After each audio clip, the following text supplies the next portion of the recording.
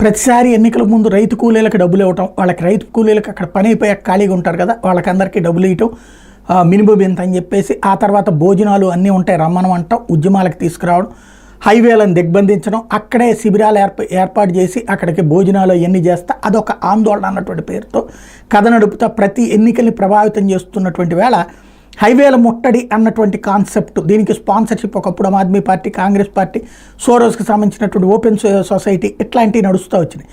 ఇప్పుడు వచ్చేటప్పటికి జాతీయ రహదారులను దిగ్బంధించకండి అంటూ రైతు నేత జగజిత్ సింగ్కి సుప్రీంకోర్టు ఆదేశించింది. జాతీయ రహదారులను దిగ్బంధించి ప్రజలకు అసౌకర్యం కలిగించద్దని ఆదేశించింది.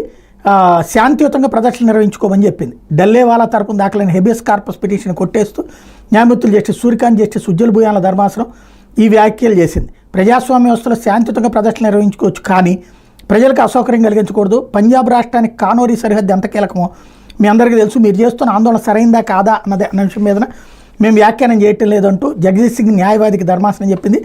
రైతుల డిమాండ్ల మీద ఆమరణ నిరాదీక్ష సిద్ధమైన డల్లేవాలాని గత నెల 26వ తేదీన పోలీసులు అదుపులో తీసుకుని 30ని విడుదల చేశారు. డల్లేవాలాని పోలీసులు అక్రమంగా నిర్బంధించారంటూ దాఖలైనటువంటి పిటిషన్ నేపథ్యంలో ఈ వ్యాఖ్యలు చేసింది.